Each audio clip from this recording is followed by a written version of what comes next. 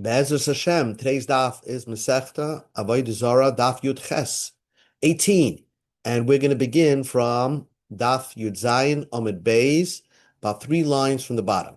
So basically, what we're discussing over here is the story of Rabbi Chanina ben Tradion.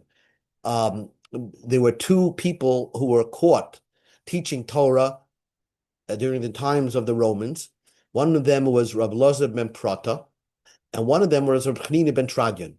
And yet Rabbi Elazar ben Prata had a very good legal team, so to speak, and Rabbi Elazar ben Prata was acquitted. He was acquitted on all charges. But Rabbi Chanina ben Tradion, hi, Lewis, we just began with 3 lines from the bottom of Yud Zayin Amud Beis. Rabbi Chanina ben Tradion was caught, arrested for teaching Torah in the time of the Romans. And here, the Gemara says, 3 lines from the bottom, Yud Zayin Amud Beis. Asyul Rabbi Chanina ben Tradion. They brought Rabbi Chanina ben Tradion to the tribunal. They told him, Amai ko asakta b'raisa. Why were you teaching Torah? Why were you busy with Torah and teaching it publicly with a real Sefer Torah? Amalahu. So he answered his accusers, Kasher tzivani Hashem Elokai. This is the way that Hashem commanded me. He had no excuse, but he says, my God commanded me to do this. Yad immediately, didn't take long, the trial didn't take long. Gazru olav l'sreifa, they decreed that he should be burned alive. Val ishtei la'agriga, and his wife should be killed by the sword. Val bitaim, regarding his daughter, leisha b'kuba shel zaynis, to be placed in a brothel, and she should remain in a brothel for the rest of her life. So the Gemara wants to know what Avera did the great Tana Rabbi Chanina ben Tradion did. Olav l'sreifa, why did they decree that he should be burnt alive? Answers the Gemara, Shahaya Hoiga as Hashem ba'is Yosef. He would express God's ineffable name with its letters. So I don't know what that meant. It means that we always pronounce Yud Kei Vav Kei as Adoi Noi, right? But he said it the way it was pronounced, each letter, the Yud K and the Vav K, and there's something wrong with that. I mean, he did such a terrible thing. But Rashi seems to say on the bottom of Yud Zayin Amud Beis, he had a way of taking the God's name of 42 letters. God has a name that consists of 42 letters, and if you know how to work around it, you can oisa boy mashu hu chafetz, Rashi says. You can do whatever you want. You can create miracles and stuff like that. So because he played around with the mystical, so he was decreed that on this world that he should be burned alive. So the Gemara first wants to understand, how was he allowed to do such a thing? Well, we learned in the Mishnah, the following people lose their portion in the future world. If someone says, Ein Torah min hashamayim, if someone says Torah is not from heaven, and there are many people that say that, the founding fathers of Israel, I mean, they were of that opinion, where people would say that the Torah was written by a collective group of scholars over time, and everything was added later on. So it's not it was not a Torah given from heaven. So even if you believe in the Torah, if you like it, but if you say Torah is not from heaven, you lost your future world. Or ve'ein tchias hamesim min haTorah. If you say that there is no hint regarding the resurrection from the Torah. In other words, you can believe in tchias hamesim, but you say, oh, in the Torah it makes no mention, no hint about it. That's also, you lose your chelik in Olam haba. Abba Shalom, and here's where the question comes: Af hahoige es Hashem ba'is Yosef. Even someone who expresses God's ineffable name with its letters. So if that's the case, how did Rabbi Chanina ben Tradion do such a thing? He lost his chelik on Olam haba. That's what the Mishnah says. And says the Gemara, lihislamed asis avad. He did it not because he wanted to show off.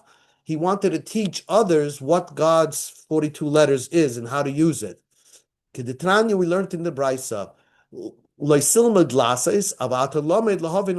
in other words, one is not allowed to perform the acts of Avodah Zarah, but if you work in the Sanhedrin, you have to learn and study and to understand what is Avodah Zarah and what is called service of Avodah Zarah and how they service their Avodah Zarah.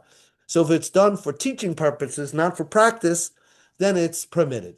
And therefore, and we're going to skip the next two lines because Rashi skips it. Therefore, Rabbi Klina ben Tradian didn't do anything wrong uh, doing Hayges Hashem by Yosef, expressing God's name with its letters.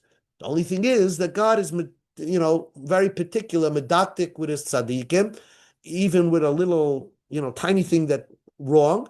And maybe he didn't have the 100% kavana when he was teaching it. So he got this punishment that he was caught, arrested, and going to be burned alive. The Mishnah said that one of the second things that that happened to Rabbi ben Tradian, that they convicted his wife al ishtei lariga, that she should be killed. Why did she get punished? She was at tzedekis. Doloi michabe.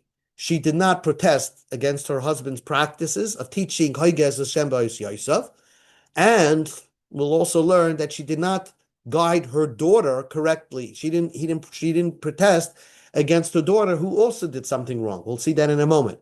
The Khan Amr here we see Kol mi sheyesh biyadei limchos. If someone has in his power to protest something that's very wrong, the eino moicha, and he's not protesting, he's quiet, he goes along.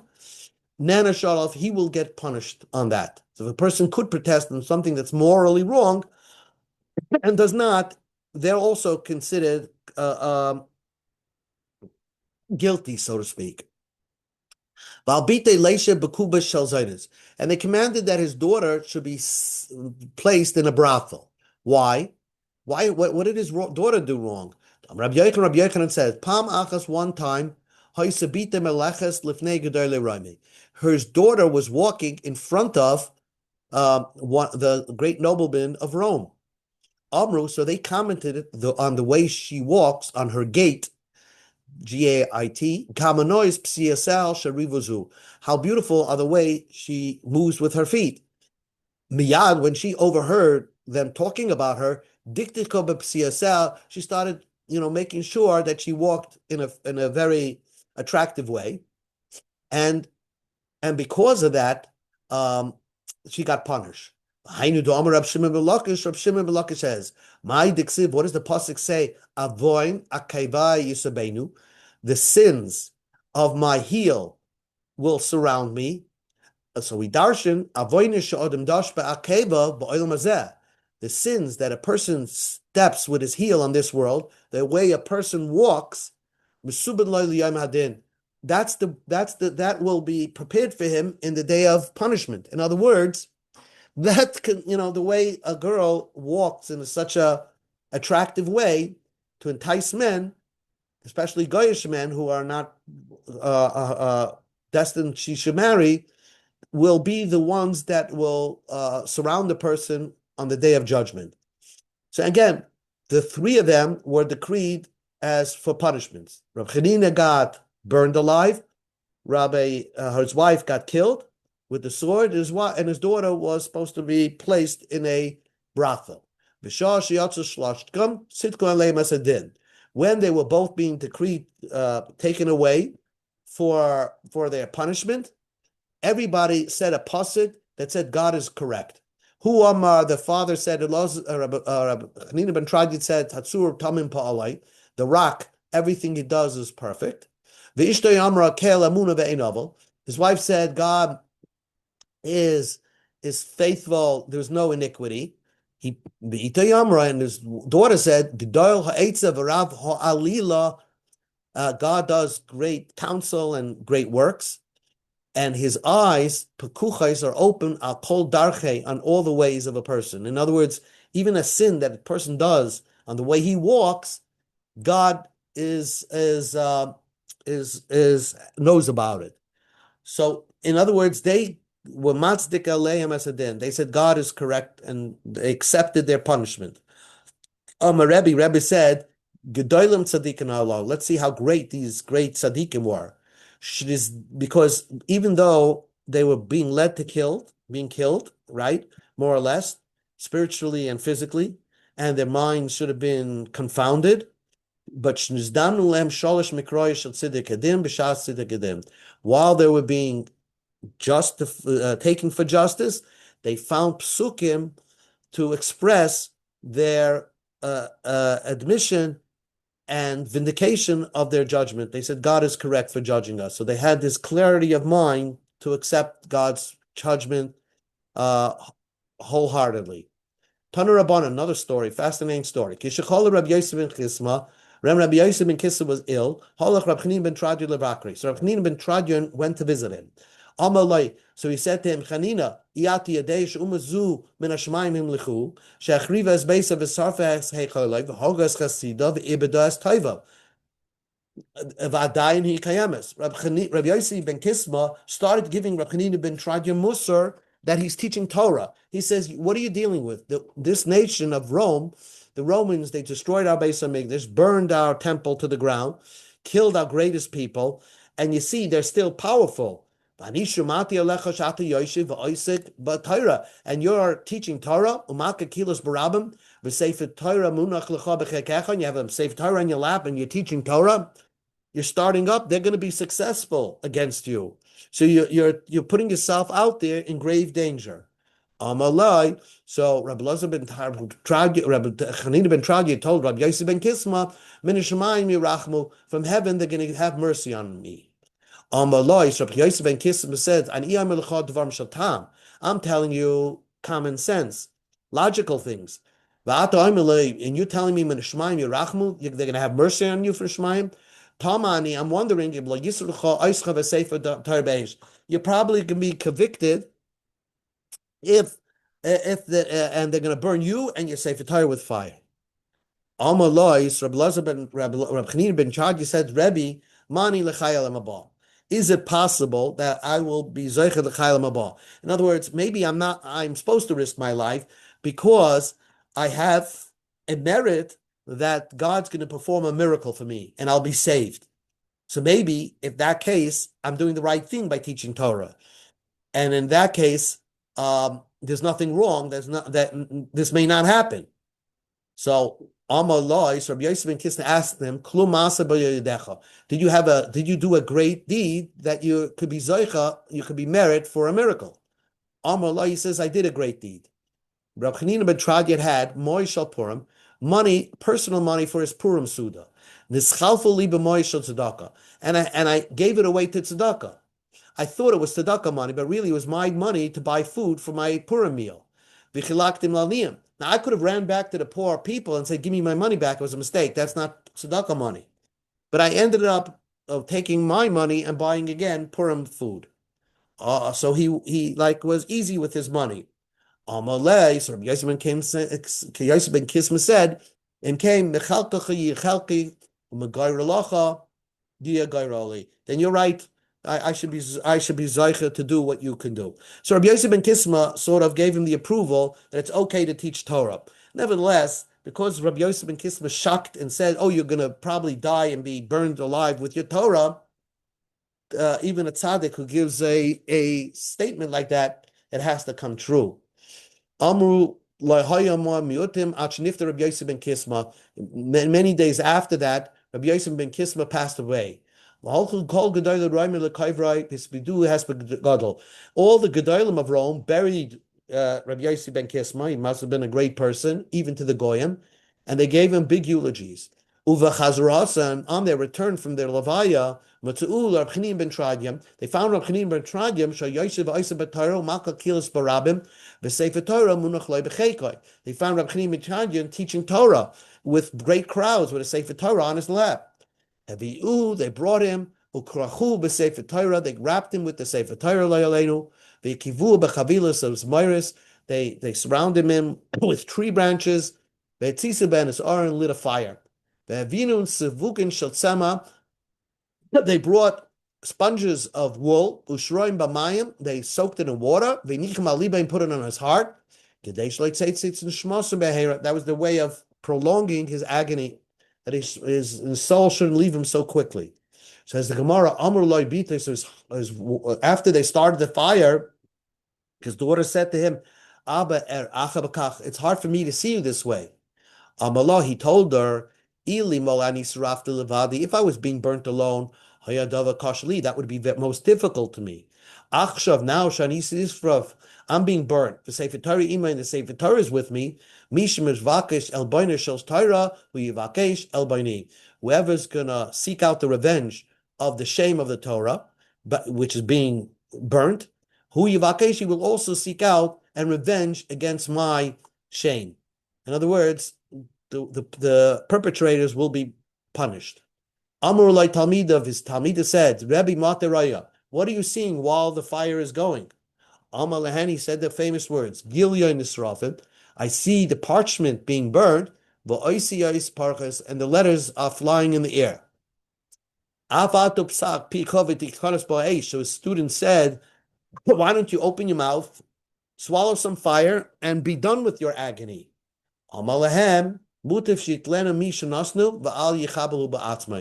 God should do it for me, and I shouldn't do it for myself. I'm not going to take my own life earlier than it's supposed to. The one who is in charge of lighting the fire, the Roman, who saw Rabbi Chanina ben Tragian's agony, he said, Rabbi, ani marbesh b'shal heves v'noisel s'voikin shal tzimim al lipcha ate bivienu l'chayo elam haba. If I make it easier for you by taking away some of the, if I'm going to increase the flame and take away the sponges of wool by your heart, so will I beget chaylam haba for this minor act to speed up your death so you don't suffer so much? Amalai hen. So yes. Hishavali, so the person said, swear to me. Nishbaloi, Shabchanim and Traya swore to him. Miyad hirba b'shal laheves, he increased the fire. V'noto s'foikin shel tzemem al liboy, and he took the sponges of wool that was on his heart. And so Shabchanim ben Traya died faster. And Yatza nishmasa b'mheira. So Shabchanim ben Traya died faster. And the person who did that also, his life was in danger because he wasn't supposed to do that. He also jumped into the fire of fire. So the Baskel came out, a voice from heaven came out. Reb Chanina ben Tradian, and the one in charge of that fire, the Roman, are prepared to go into the future world. Cried,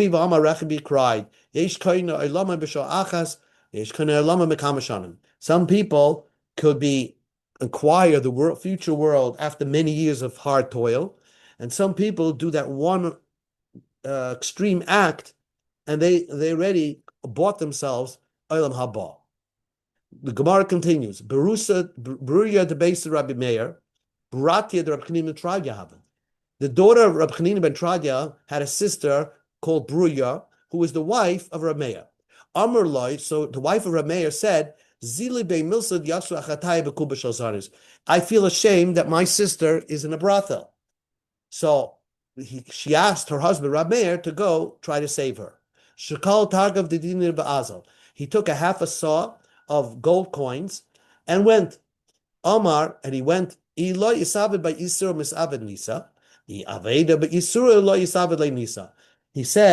that if she committed a sin, my sister-in-law committed a sin, then there's no way, then she won't be Zoicha for a great miracle. But if she did she did not commit a sin, then she could be Zoicha for a miracle. If she didn't do an Aveira, then she was Zoicha to a miracle. He put on clothing to make him look like he was a nobleman. That's what Rav Meir put on a clothing. And he got next to her in the brothel and said, Amar Hashminili, let's do it. Amar she said to him, Dashtonan Ana, I have a menstrual cycle. I'm bleeding. Amar he said to her, Misrachna Mirtach. I'll wait a couple of days till it passes. Amar so she said to him, Nefishin there's many other girls. You don't have to do with me. Shapir Mina, they're better than me. Amar, so Meir concluded, Shmamina Yisura, she didn't do any sins. Called the Asa Amr Lehachi. Anybody who tries to approach it, she says the same excuse. Azal Gabe so he went to the officer who was in charge of the brothel. Amr Lehava Nihla, give me her. Amr he said, I can't give anybody away. Mistafinim Malchusa. I'm afraid of the government. If I let somebody escape, I'll be punished. Amr Shekol Takav de Dinira. Take this half a saw of gold coins. Palga plach, you keep half. Upalga lehavilach, palga plach, upalga lehavilach. You keep half, and the other half you give to any time they, trump up a complaint against you, you'll bribe the people to back away. Amalei, so the warden said, V'chishalmi ma'i of it. But let's say I finished all these coins, and now I have nothing to bribe them with. Now I'm going to be in trouble. Amalei, Rameh gave him a special advice. Ema, you have to say, Elikod de Meir Aneni, the God of Meir, answer me. Say those words, umital tzlat, and then you'll be saved. Amalei, so the warden said to Rameir, we go to Amid Beis, how do you know that it's true? That that phrase is a powerful phrase. Amalei, so Rameir says, Hashtachazis, let me demonstrate it for you. There was two wild dogs that were eating people. Shakal Kala Shadabu. So Rameir took a clod of earth and threw it at them. So they wanted to attack Rab Meir and devour him. Almas Rab Meir said, Alakah the Meir Aneni. He said those words. God of Meir, answer me. Shvuku, they left Rab Meir alone. V'yavala. Shavku, they went away and they walked away and he gave it to him. So, the Saif, at the end of the story was, Ishtamil Meisla Malka. The king heard about it and that this warden let somebody escape. Askel Eskifa, they brought the warden up to be hung. Amar, he said, He said, Achsu, they lowered him, and they couldn't raise it up so that he could be hung. Amalei, my hi, what's going on over here? What did you just say? Amalei, this is the story, and the guy told me if I say then you'll have no power over me. Also, so this warden described how Rameir looked, and they made a picture of Rameir on the entranceway to Rome. Amra, and they said, if you see this picture of this guy, he's Rome most wanted. Bring him. Somebody saw Rameir. They ran after Rameir. Rameir ran away from him. Rameir went to a brothel. The Rameir saw in this brothel that they were eating non-kosher food. He would stick his finger into the food and lick the other finger. So they thought when they saw him that he eats treifa food. And therefore they understood that this is not the Rameir, they got the wrong guy. Others saw, Eliyahu came and made himself like a girl and was ukrachte and started hugging Rameir in the brothel. Amru, so the people who were chasing Rameir said, Chas v'sholom, Rameir hava, if this is the great Rameir, lehava ava hachi, and he wouldn't do such a thing. So apparently Rameir had to leave Rome. Kam arak asul abava. So Rameir ran away to Babylonian. Some say it's because of this story Rameir ran to Bavel. There's another story that caused him to run to Bavel and be a fugitive for the rest of his life. What was that story? The story was that he said that his wife is very gullible, and so his wife said, "No, I'm not." So he got one of his students to try to secretly get his wife to sin with him, and she wanted to do it, and when she found out that this was all a setup, his wife Bruria, Rashi says, "Chonka atzmai," she, I guess, killed herself because of this setup. It was like a practical, setup. And Rameir, who was the cause of his wife being set up for such a thing, had to run away because he was ashamed. So he ran away to Bavel. So that's what the Gemara says about the story of Rameir, how he ended up in Bavel. I don't know. They have his kever somewhere in Israel. It's very. You have to know how it ended up there. Tanu Rabbanim. The rabbis taught, Somebody goes to a stadium, karkoin, or to a circus. He sees over there. He sees over there the diviners or somebody who casts spells. People who are doing divinations. Bukin and Mukin and Mulin and Velulian. These are type of clowns. Belulian, Salgurian. So anyway, it's very entertaining places, but it causes you to be cynical. That's the point. These places causes you to have a cynical bent to it, especially if you're watching a bullfight, right? That kills somebody. That's a Moshe of Leitzim. And Valema Kosav Oima, Ashrish Shaloi Halach, Bakim Asar Chatzoi. This teaches you should devar malol mevin asadim l'day bittul Torah. This brings to a person to nullify the Torah. In other words, even if you're going to learn Torah, you're going to nullify it because you have that cynical attitude. So the Gemara says like this. So you told me that it's not permitted to go to a stadium. Uraminu, I'll ask you a contradiction. You're allowed to go to a stadium because maybe one of the victims of the bullfight will be a Jew. And then if he screams for help, you'll be able to help him. Karkam for a circus mutav. Yishuv Medina. Because a karkam is let's say a siege where the troops, sieging a place and they need entertainment. So you're allowed to go there because you might be able to save some of the Jews that are living there. Some of the Jews that are living there that are going to suffer because if the siege is successful, right? So ulvachli is chashiv imam. Make sure you're not part of the siege to help it. But if you're part of the siege to help the goyim, then also it's also. Kasha eats donin, I eats donin. Kasha karkam karkam. One place it says you're not allowed to go to a stadium. In one place, yes. In one place it says you're allowed to go to the places where the goyim are sieging a city. And one place it says you're not. Bishlam karkam karkam lekasha. The karkam karkam is not a question.